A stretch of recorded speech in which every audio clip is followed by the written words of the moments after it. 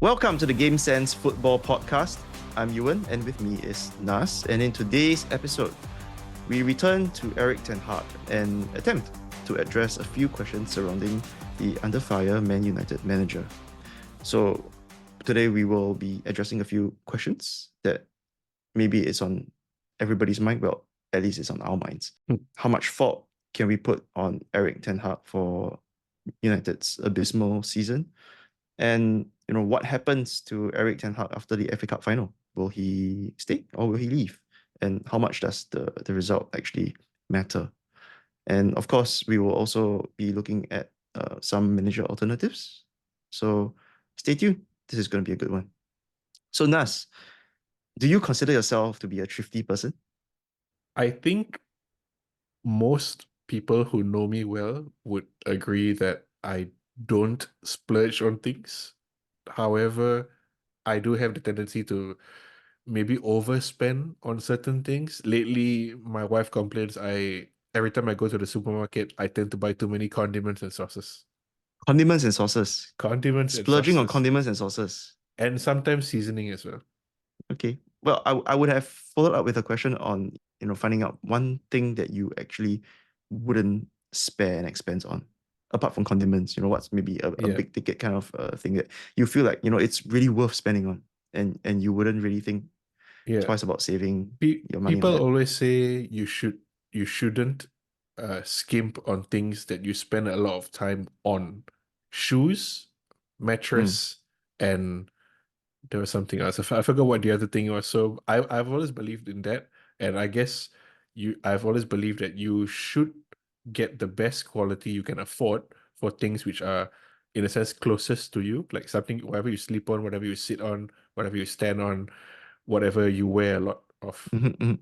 I would agree. I think body wellness is important. We are getting old after all. Unfortunately.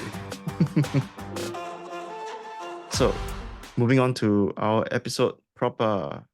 Man City are now new champions for the fourth time in a row. Fourth time in a row, unfortunately. Fourth time in a row, yeah. So as United fans, obviously we are gutted. Yeah. Credit where it's due. I think obviously they deserve the win. It's an achievement for sure. Yeah. We'll see if the 115 charges against them change anything. Yes, there's that. There's that. And Arsenal fell short. I think they put up a really good fight this season. Mikel Arteta has really turned the team around. When he took over, they were not really cohesive. Not really cohesive. They were quite toxic, I believe, in the back room. He got rid of some bad eggs back there, and he's really turned the team around. Yeah. He took a couple of years to sort out everything going on off the pitch, in the dressing room. Ozil, Aubameyang, a few others, and it shows that when a club gives time to a manager with not a vision but the right vision in the right project that can reap its rewards. Saying that, they haven't won the league yet, so yeah, but I think they are really close, and you can see that they're actually playing quality football. Definitely. I mean, and yeah, last year you could say they bottled it after leading so long. This year, City won the league. Arsenal didn't lose it. Exactly.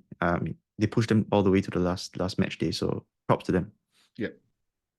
And Jurgen Klopp, well, he has signed off. I guess. Would you say it's been a disaster farewell tour? I know we mentioned something like that in the last episode. Last week, I think I said it was disappointing, and I still stand by it in saying it's disappointing. Disastrous, I don't know. I guess it depends on what Liverpool fans were expecting.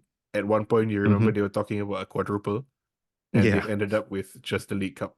I think it was okay. Average campaign, nothing fantastic. They fell off at the end. Yeah. But at one point, it was a three-horse race between them, Arsenal, and Man City. So, yeah, I mean, it could have been better, but I don't think it was disastrous by any stretch of the imagination. Of course, now we're talking about Manchester United and Erik Ten Hag. We finished 8th this season. It's the lowest finish that we've had in the Premier League era. Let's break this down by first, looking at the facts, right? So Nas, you're a facts kind of guy. You love facts, right? Yeah, Much like, facts. Rafa Yeah. Benitez, yeah? If we were going to say Liverpool had a disastrous season, United were abysmal at best. So here's some numbers. Negative goal difference for the first time since 1990. It's Mm, the second lowest points total of the Premier League era for Man United. 31 points from the champions. Lowest mm, position in the Premier League. Most defeats in the Premier League season for United. 58 goals conceded. Horrendous. And by oh. almost every metric, worse than the worst season under like David Moyes and Van Gaal, and even the really horrendous season under Ole that ended with Ralph Rangnick. We didn't have a negative goal difference. So the facts aside, right? Mhm. So by watching the team, how does it pass the eye test? Would it be more watchable? You think does the team look more watchable than when we were under Louis Van Gaal? Under Louis Van Gaal, many times it was quite boring. You wouldn't say Man United games now are boring, but oftentimes it's not boring because United are allowing the other team to do so well, to attack so So much much. so much chaos, right? Yeah, Right now. yeah, chaos is the perfect word. It's chaotic, and it's not like controlled chaos. It looks like a lot of them don't know what they're doing, and sometimes it looks like Erik Ten Hag either doesn't know what is happening or doesn't know how to get his team to address what is happening. Yeah, man. I think we can call this the 11 body problem. Yeah, yeah. But maybe It's quite bad. it's not even the 11 body problem, but it's because so many bodies are missing. United looks so much better, for example, when Lisandro Martinez is there. United look a Mm. lot better immediately when Kobe Mainoo came back from his injury from preseason. Yes, yes. And I think that's one thing that Erik Ten Hag recently pointed out as well, right? Like there were so many players that were missing and he was unable to field his first choice team for practically the whole season. Mm. Yeah. How much do you think that really affected the performance? It definitely would have, because not having your first and second choice centre back in Lisandro Martinez and Rafael Varane, not having your Mm, first choice left back in Luke Shaw, your first choice centre forward, your only centre forward really, Rasmus Højlund, came to the club injured, took a while to find his feet, and then when he started firing, and then he got injured. mm, Kobe Mainoo started the season injured, and Mason Mount played what, 2 games, got injured for such a long time. mm. It's not an excuse, but it's a reason for why the team has performed so poorly, for sure. Okay, so recently I think he was asked as well, why does he not change his style, Mm, when so many of his ideal players are injured? yes. And he mentioned something about how the team, is in the flow. He doesn't want to break the flow that Yeah. he has been trying to establish. Do you think that was the right thing for him to do, or should he have gone for a more pragmatic approach? It's all well and good. It's maybe even admirable for a manager to stick to his guns, to his principles, and insist on playing one style. But when it's not working, ultimately you need the results. If you need time to implement your style, that's understandable. But if you don't get the results, you're not going to get that time. And having a team play poorly because he's making them play a style that they're not suited to because of the lack of players is also going to Mm-hmm. erode their confidence, and that's just like a vicious cycle of mediocrity, right? Yeah, I fully agree. Actually, I fully agree. There is the thing about having a style, but I think the mark of a truly good manager also, you have to see the flexibility, right? When Mm, things don't work out, how do you actually adjust? exactly. I mean, obviously, gold standard that every manager in the last 10 years has been held up against is Sir Alex Ferguson. Mm-hmm. And typically, the Man United way, flying wingers, attack, attack, attack. But there were games where Ferguson did not play like that, you know, especially against Wenger's Arsenal teams, where they would kick the shit out of people like Jose Antonio Reyes, Mm-mm-mm. where they would be defensive, they would play on the counter, they would be physical, difficult to beat. And I'm not saying people don't remember that, but unless you already have the best team in the competition, you have to adapt. And United have far from the best team in the competition, even with a fully fit squad. I think it's one thing to have a philosophy. It's one thing to be able to handle players in the background, but ultimately you'll be judged on the results. Mm. And that's something that, we mentioned earlier about Mikel Arteta, how Yeah. he has transformed the culture, but at the same time, he's also getting the results. Even Mikel Arteta, even looking at this one season, he has played generally a very fluid attacking style, but he's used many different sort of tactics. He's gone with Nketiah as a target man in not so many games, but he's done that.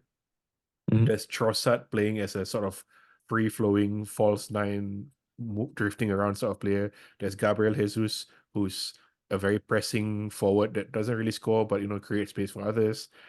Kai Yep. Havertz plays in a different way. Even Declan Rice, the signing of the season, probably has his position and role evolve as the season gone on. They chose the right players to splurge their money on. Yes, definitely. Like quite like you choosing to splurge your money on body wellness And condiments, and because condiments. Oh, yeah, sometimes you just need the right kind of spice to make the recipe work.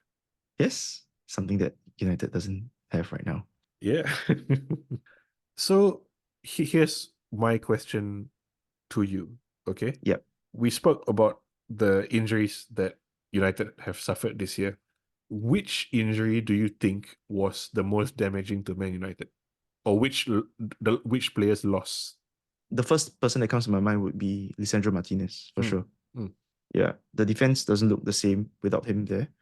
Overall, without Martinez, the team couldn't play to the style of what Ten Hag would have wanted them to play. mm.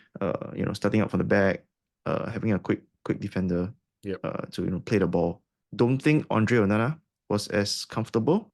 Also, at first thought, I would say Harold Malacia, didn't really affect much. I wouldn't think his injury, his being him being not there for the whole season Mm. was that bad. But on hindsight, seeing Yep. that the entire defense was decimated, I think that really contributed as well. Yeah. Even if we had like kept like Brandon Williams, that would have probably helped matters.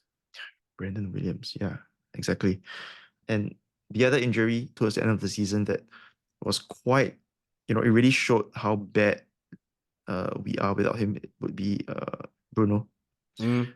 Yeah, Yep. say all you want about Bruno being a brat. He is a brat. You know, He's a Brad. Yep. he is a brat, but he is so important to the team, right? Yeah. Everything flows through him, He's the and heartbeat. he is the creative center of the team. Yes. Without him, those are probably the big ones. Mm. But the whole first choice defense being decimated, that was very, very, very difficult for the team. And Andre Onana he probably suffered from that as well. We've talked about the on-field stuff a lot, and Mhm. there's obviously a lot of off-field stuff that's gone on in the past few months since Jim Ratcliffe and Ineos have moved in. What do you think they have in mind, and what do you think they're thinking now?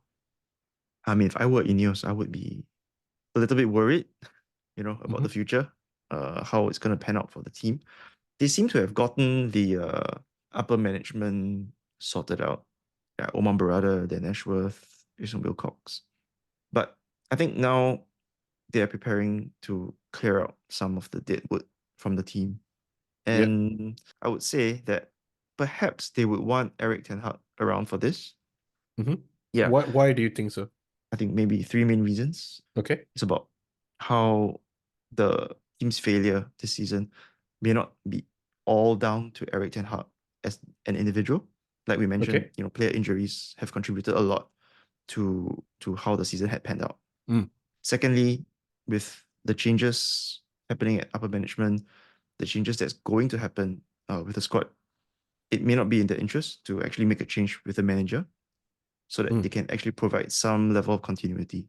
And thirdly, Erik Ten Hag would probably have a clearer understanding than most on the dead weight that should be removed from the club. And of course, from a Mm. more cynical perspective, I would say it's beneficial for them to be keeping the incumbent around to execute the unpopular decisions. And Mm. instead of somebody new, right? I mean, they'll be kind of getting off on the wrong foot if they come in and first thing they do is clear out the squad. I guess that's a good point. And Mm. maybe it's also like, to me, what I've always felt in my mind, there are two more reasons why Ineos would keep Ten Hag, and neither of them correspond to anything on field. Firstly, it's similar to what you're saying in that if they keep Ten Hag around and he does well next year, they will point to this decision and say, "Look at us, geniuses, keeping Ten Hag." But Mm. if they keep him around and he doesn't do well, they'll say, "Oh, look at this Glazer appointment that was rubbish. Now we're gonna bring in our guy." Yeah, they've got nothing to lose, actually. Yeah, nothing to lose. And the other one is clearer and more objective in that United are basically teetering on the edge of a few FFP issues, and having to sack Ten Hag and probably the rest of his backroom staff will put them deeper in the red. Ah, Every dollar, every penny counts. yep. Your 2 points are actually a lot more cynical than mine. Yeah. Sometimes I can be quite cynical when I'm in the mood. Not enough condiments. Or maybe too much salt. Too much salt, huh? Yeah. Yeah. But yeah, Right. it would be interesting, like you said, see what Ineos is gonna do. I wonder how cynical they are, basically. So, talking about whether Erik Ten Hag stays or leaves, one of the things that we would normally talk a lot about would be who can take over, right? And right now, there's been some news on some of the managers who were linked previously. Mm. So De Zerbi is leaving Brighton, hasn't announced Yeah, where he's going. Might be Juventus. might be Juventus because Allegri has also been sacked. Yep. Did you see his performance during the Coppa Italia final? I read the news. I did not actually see the video. Was it terrible? Was it very, very bad? Not really. I mean, it's not as if he didn't, strip to his underwear or something. He threw his ties to his jacket. A lot of managers have done a lot worse. And I think the Juventus board were just looking for an excuse to sack him. And because they said that his conduct is unbecoming of a Juventus manager, they could sack him without compensation. It does sound like it's an excuse. And the crazy thing is that Juventus won the match, right? Yeah, Juventus won, yes. Yeah. Yeah. Ah, Yeah. man. Thomas Tuchel, we've mentioned before Mm, several times that he's leaving, but since the last time we mentioned he's leaving, the news was that he's staying, but now he's leaving again. Bayern Munich. this is a weird one. I get the sense that he wants to leave. I get the Mm. sense that he is interested in a United job as well. Mm-hmm. But I think United are not sure on him. And for a while, Bayern wanted Erik Ten Hag, so that was a very strange situation. I'm not sure about Thomas Tuchel at United. He's Champions League winner, Yep. famously now didn't win the Bundesliga with Bayern. They finished third in the league. Third, not even Not even second. second. Third. Finished third Yes. in the Bundesliga. Oh, that's horrendous.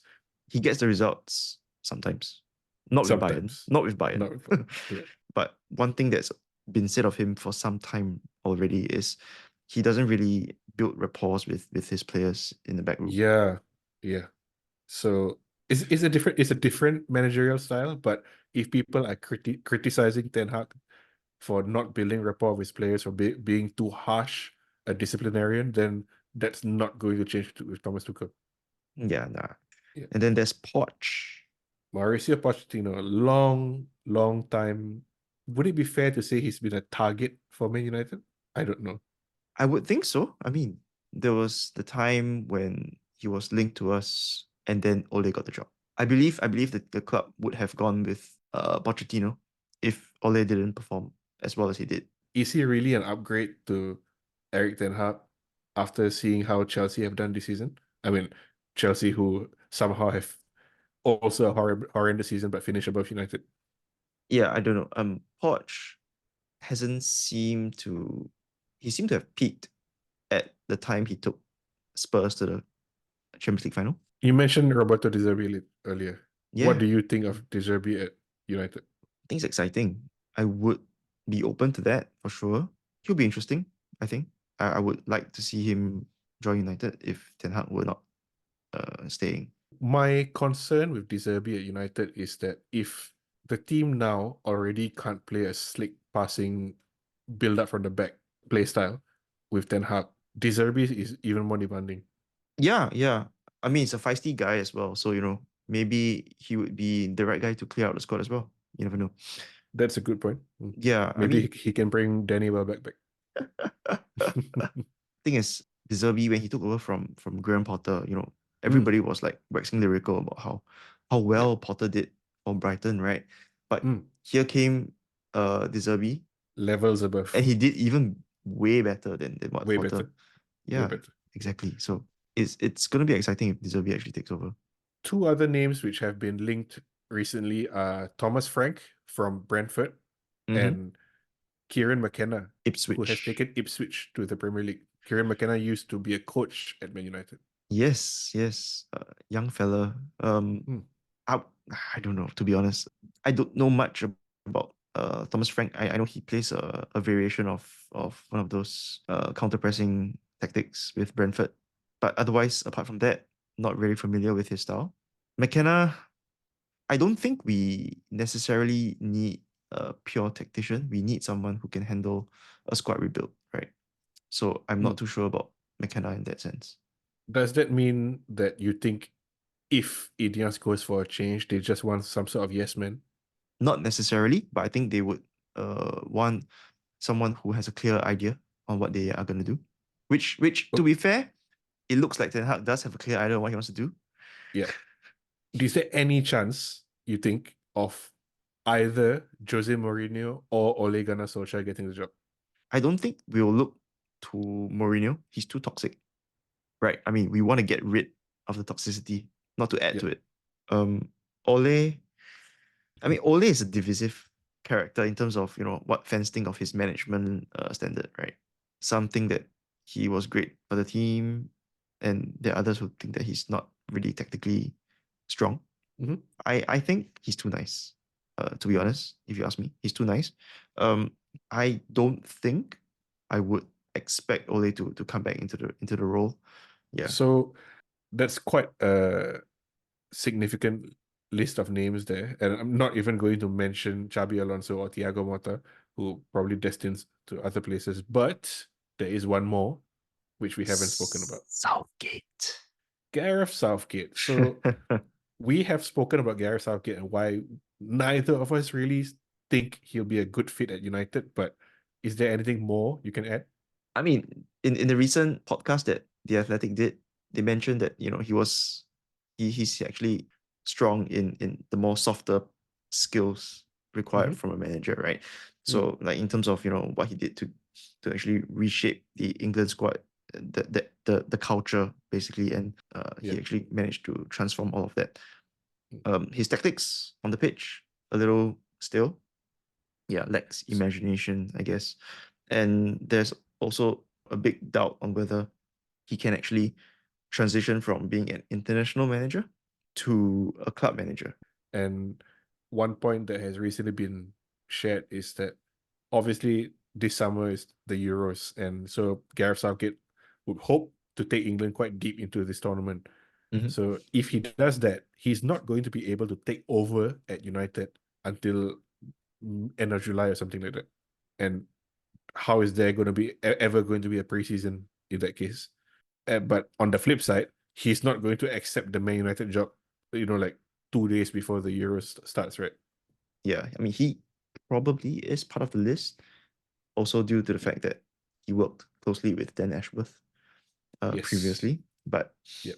I wouldn't think he's top of the list. Because if he Yes. were if he were top of the list, I think it would be confirmed by now. Like you said, he's not going to be accepting a job in the next few weeks. It's too Mm. close to the Euros, and obviously, accepting a job after the Euros, the announcement for it would be a bit too late. It's an interesting list. Maybe not as stellar a list as you would hope, but Mhm. a lot of very different names there. Yeah, but I think where we stand, and we stand together on this, is that Erik Ten Hag would probably still be the manager come next We are season. united. Yes, we are united on this. I agree. I think and I hope that Ineos keep Erik Ten Hag. Mm, It's very hard to deny or defend some of the things that have gone on in the past 9, 10 months or so. But overall, I think in the past 2 years, 2 seasons, there's been more good signs than bad signs. There have been a lot of bad instances and bad periods, but there have been a lot of good signs. And as you said earlier, Mhm. a lot of it, you can't blame Ten Hag for maybe not most, but at least some or even a lot of what's gone wrong. You can't really blame him. You could argue that he could have done more to fix it. And he obviously could have done better, but I think he needs time and he should get time and he will get time. Let's hope so. But there's still one more game actually. Ah, yes. The FA Cup final. The FA Cup final. United against Man City this weekend. Mm-hmm. Hopefully we don't go behind after what was it, 23 seconds or whatever it was. Like it Oh, was. gosh. I'm not even gonna ask you what do you think the score will be, but rather, do you think Erik Ten Hag's job security is tied to this game? Yeah, I think we did mention this briefly earlier. I don't think the result would affect his job status. So, losing wouldn't get him fired. Winning wouldn't kind of save his job because he probably wasn't going to get fired anyway. But I would say I just hope maybe that he would get the team to put up a fight at least. After the last home game of the season, he addressed the fans and promised that everyone would fight their hardest against City. He didn't promise we'd win, but he promised Mm-hmm. they'd fight. And I think at this point, really that's all the fans want. They want to see the team fight for each other, fight for him. And most of the fans in attendance seem to be very, very supportive of Ten Hag. Yeah, let's hope that he repays that faith in him. Yeah. I think, yeah, it's not the result, but it's the performance, the manner of whatever happens. Maybe you can say the manner of how Man City win, but hopefully I'm wrong. But Mm-hmm. it's I hope that Man United have a good showing this weekend, and that could be a good. It's weird to say this, but then the end of this season could be a good start for the rest of his time at Man United. Okay, so before we go, there's a fan question that we had. Who should be in the starting lineup for the England team at the Euros?